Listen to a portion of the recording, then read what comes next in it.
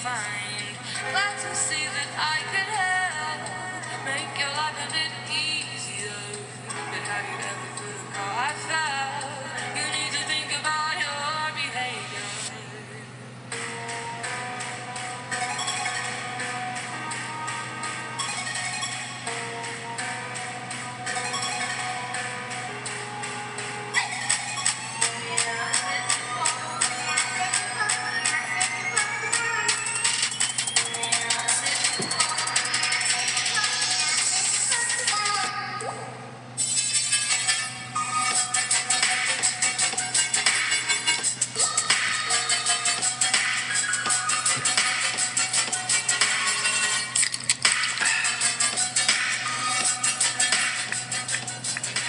It's Friday evening, boys and girls, and welcome to this, a weekend edition of Butch On Sports. I'm Simply Butch, and as always, thanks for tuning in here, boys and girls.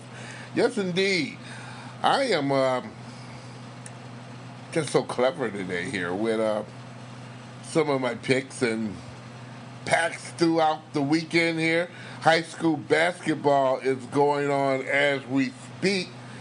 And some other good news and sports news that I can kind of deliver to you here. Going to do that here in the next maybe 20 minutes here. I tell you, I'm just going to be clever about it here and do it the way you want to do it. Again, thanks for tuning in, and let's have that in some sports news that you can't really get enough of here in the first place. Put my little shields down and put up my notes, and we'll have at it here. Let's start off with the Detroit Tigers. Got some news today from the Detroit Tigers as the Detroit Tigers announced today that the club will not tender a contract for 2009 to catcher James McCann and right-handed pitcher Alex Wilson. McCann, 28 years old, in 118 games in 2018, he hit .220 with 31 runs scored, 16 doubles, 8 home runs, 39 RBIs. In 5 seasons, McCann, he appeared in about 452 games and batted .240. 40 home runs in that period of time. Wilson, on the other hand, 32-year-old pitcher in 59 games last season, he compiled a 2-4 record with a 3.36 ERA, 43 strikeouts. In 4 seasons, Wilson has posted a 11-12 record with 3.20 ERA. Not too bad. 172 strikeouts in 246 appearances, including 1 start. Yes, McCann and Wilson will now be free agents and eligible to sign with any of the 30 major league clubs there. Detroit Tigers are remaining arbitrational eligible for these particular players. And here we go here. Matthew Boyd, Nicholas Castellanos, Michael Fulmer, Shane Green, Blaine Hardy, Daniel Norris. They'll have tender contracts for 2019 season. However, the Detroit Tigers can kind of maybe make a better deal or stop them from doing it, period, and go to arbitration and find out what the arbitrator feels that they are worth. Now the Tigers' 40-man roster is now down to 37 with those particular adjustments. The Lions are concluding their preparation for a matchup with the Los Angeles Rams. Practice in shorts at the team's headquarters and training facilities in Allen Park. Lions took their most recent matchup against the Rams with a 31-28 victory in October the 16th in 2016 at Ford Field. But things ain't like they used to be. The Rams are now a potent offensive and a very, very strict defensive team that they're leading in the West Division right now, and very sure that they will be in playoff action this year with their 9-2 record. Now, the following players for the Detroit Lions injury report today is as follows: fullback Nick Bolos, his ankle, running back Kieran Johnson, knee, and also wide receiver Brandon Powell, calf, did not practice. So that means something down the road a piece here, and we'll get to that in a moment. Wide receiver Bruce Ellington is back, and Jalen Reeves-Mayburn, he's a linebacker. And also Michael Roberts' shoulder participated in limited practice. Now the game stature is Bellows and Johnson and Powell are out. They're not going to play. Roberts is doubtful. Ellington and Reeves-Mayburn are questionable. Questionable means if they look good during the warm-ups and whatnot, they shall play. Now, what can I say? The Lions right now need to have a victory to gain the respect and the prowess of our hometown. I'm not going to lie to you. They got to do just that. If they don't, they're going to be in a world full of trouble. I'm going to tell you, I'm a realistic type of person myself. And the Lions haven't looked too good, especially at home, recently. Hopefully they'll put on a good performance against the Rams and win. Not lose. But a good performance won't mean nothing. It'll be the same old garbage. Right now the Lions are 4-7. And they lose another one, the best they can do is 500. So the Lions got to get to stepping and win some games if they want to get the respect of the Detroit metropolitan and state crowd in order to do their thing, get people to come in, because people are a little tired. They're a little tired. Yes, they are. They are tired. Now, you know, I'm a nice guy here, so it's time to time to get the NFL picks this week. Sunday, on the 2nd of December, the following teams are playing. And you know the Cowboys beat the Saints 13-10 Thursday night. Sunday's game is as follows. The Ravens is at the Falcons. I'm going to pick the Ravens in this particular one to beat the Falcons. Panthers are against the Buccaneers. The Buccaneers are in a world full of trouble, quarterback and management, and then some. Panthers have to win. I'm going to pick the Panthers. Bears at the Giants. Giants have a little bit something to prove. They proved that they're a pretty good doggone team, and they don't care. We just want to win and mess up everybody's game. So I'm going to pick the Giants over the Bears this Sunday. The Bills at the Dolphins. Dolphins need to win. The Bills are looking very nice. Pick the Dolphins in this particular one to edge the Bills. The Colts at Jaguars here. Yes, Jacksonville. I'm going to pick the Colts over the Jaguars in a close one. The Browns at the Texans. I would love to pick the Browns in right now because they're a hot and spunky team. But the Dallas Texans right now are on a stroke to get in the playoffs. Pick the Texans over the Browns. The Broncos are going to take on the Cincinnati Bengals, who got embarrassed by the Browns last week and have one of my colleagues, yes, E.J. Russell, full of cheer. I'm going to go ahead on and do my thing here and pick the Bengals over the Broncos because they need to win, or else they're going to lose all kind of faith. The Rams and the Lions. Oh, boy. I tell you, the Rams and the Lions, I'm going to pick the Rams in this one. I'm sorry. Cardinals and the Packers. Hope the Lions win, though. Hey, I'm going to pick the Packers over the Cardinals in this one. 4 o'clock games are as follows. Chiefs and the Raiders. The Raiders against the Chiefs. Chiefs going to beat the Raiders in their own home ground. Jets at the Titans. This is going to be a closer game than expected. Excuse me, but the Titans are going to win. I had to cough up that one, man. I tell you, the 49ers and the Seahawks, they're in Seattle. I'm going to pick the Seahawks in this particular one. Vikings at the Patriots. That's going to be a pretty doggone good game, but the Patriots are going to beat the Vikings in this one. They got to win. Chargers at the Steelers at night, 8:20. Steelers must win. Chargers are hot. I'm going to pick the Steelers to win because they're at home. And, of course, Monday. Yeah, Monday. Oh boy, I'm gonna tell you, the Redskins and the Eagles will play some football. Eagles must win to keep pace with the Redskins. I'm gonna pick the Redskins to upset the Eagles in Philadelphia. I don't know why, because I just felt like it. That's why.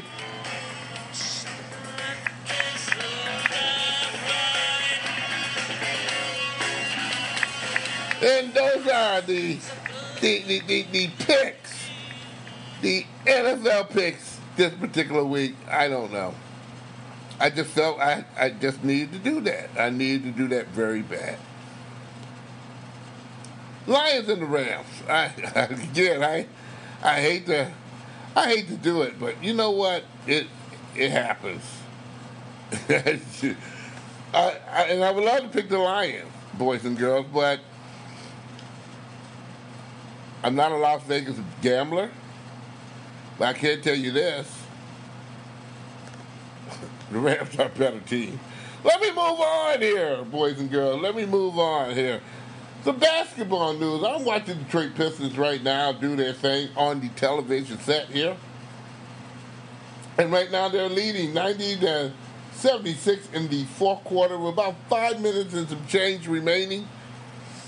We'll keep on top of that particular game until maybe it ends before we get off the air here. The Indiana Pacers, in the meanwhile, announced on Friday afternoon that their all-star guard, Victor Oladipo, has been ruled out indefinitely as he's continued to deal with a sore right knee, making it potentially a season-altering blow to the team, which is currently battling for an East home playoff seed in the Eastern Conference standings. Yes.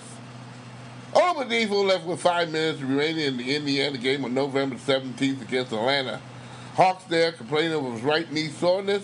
26-year-old has not returned to action since the Pacers have been 3-3 in his absence there. I tell you, I hate to, even travel on that particular deal, but you know what? That's pretty doggone whiff. I tell you. That really sucks. It really sucks indeed. You know what? I don't want to say anything more bad about it than I should. I'm gonna move on. Some other news here, and that was against the Atlanta Hawks. Speaking of the Hawks, Dwight Howard came from the Hawks. He went to the Wizards to have a better life. And according to the Washington Wizards, Senator Dwight Howard is now going to undergo surgery for a procedure Friday to alleviate pain from a shoulder injury. The league sources said from Yahoo Sports, which you're getting this information from. The injury has limited the three-time All-Star. They're only playing 9 games this season. And if the procedure was successful and he recovers in a timely manner, maybe 2 or 3 months, which is the guesstimate right now, he's not going to return to about March. However, maybe it could be a chance he maybe come back sooner. Who knows? Who knows? Do the Wizards care? They're in disarray already, I tell you. And I know they're talking about trade. Speaking of trade here, Kyle Korver, if you didn't find out here, he got traded. He came to the Cavaliers with a handshake and an agreement from LeBron James, who kind of lured him over there to make it right for that particular team. Since then, LeBron James has split the scene and Korver's left all by himself. So, agreement has been made, and the Cavaliers finalized a deal for Mr. Kyle Korver, who's only 37 years old, to be a participant with the Utah Jazz for Alex Burke and the second-round draft pick. Needless as I say more. That's a stinger, too, I'm going to be with you forever and ever. And stuff happens. The Red Wings, who've been in a nice little groove here as they won Wednesday night at the Little Caesars Arena against the St. Louis Blues, 4-3. 2 points is 2 points, I say, huh? They will be in action on Saturday against the Boston Bruins. 7 o'clock game, boys and girls. They will be in town to do their thing. Nice little matchup there. Boston Bruins, who got a better record than the Red Wings. They're 14-7-4. Red Wings are 11-11-3. Now, you know the Boston Bruins are going to be favored in that game. However, the Red Wings are a pretty good team and a pretty proud team to look at right now. They're putting in some effort, and that is a young, spunky little team with no big-time free agents on the team. And still, they're doing their doggone darndest to get out there and make a doggone respectable deal. And making the crowd come on out there to Joe Louis Arena, which now they're receiving almost sellouts. So that's a proud thing to be watching out there. I'm watching the Pistons right now, and with like 3 minutes going and some change, 98-80, the Pistons are leading. Looks like with an 18-point lead, and nothing catastrophic happens, the Detroit Pistons will be in the groove, and now be collecting another win. How about that, boys and girls? How about it? Indeed. Finally, I mentioned at the beginning of the show here, and I'll mention it again. There's some basketball going on in the state there. We're talking about basketball in-house. A lot of teams, boys basketball team especially is what I'm talking about, are on the floors playing in their respective gymnasia or on the bus visiting others. And that means some junior high schools, some middle schools, some recreational basketball is being had in the state of Michigan. I'm going to remind you, please get on out there and support our young children. They could be doing a whole heck of a lot of doggone things non-worthy. But if you get on out there and support them, they'll give you their all, okay? And you'll give them support, too, to stay out of trouble and do the right thing. Get an education and whatnot. One score we got, Flint Harmony there is a winner over Burton Atherton. That was a final we got in. That's the only final. Wait a minute, we have one more. Caledonia is lost to Grand Rapids Covenant Christian by a score of 71-56. Another final score in there, Havnova Horton beats Marshall by a score of 62-48. One more I give it to you here. Houghton is a winner over Ipanini Westwood. That's a final score there. Dansville beat Leslie on a final score of 57-43. 73-40 the final. Pelston beat Mackinac City. I'm just telling you. I got nothing to do with it. Addison, okay, and Morrissey is the school. They have lost tonight, 62-41. That's Addison is the winner. Iron Mountain's the winner over Negative. That's a final score of 50-41. I don't have any. Wait a minute, I do have one more score. Saginaw Heritage beat Swan Creek 85-67. That is a final score just posted on in there. That's all I got right now. I wish I can give you more, but I can't. I just can't. I am done here. I can say a whole lot of other little things, but I am quite done. I am quite done for the evening here. This Butch On Sports is always a presentation of Oh My Darling Productions. I'm just watching the Tully here in 101, the 82 Pistons lead. Look like they're going to win this game over the Chicago Bulls, maybe by 20 points or more, which is a good thing because I'm going to see them tomorrow night against the Golden State Warriors. Yes, Steph Curry is playing tomorrow. unless they tell a big fat lie in the warm-ups. And it has happened before, boys and girls. I'm out of here. Have a great, great weekend. I'll be back maybe on Tuesday, hopefully.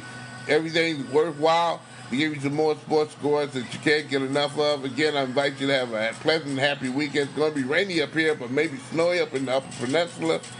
We'll see. Hey, be safe, be kind, and catch you Tuesday.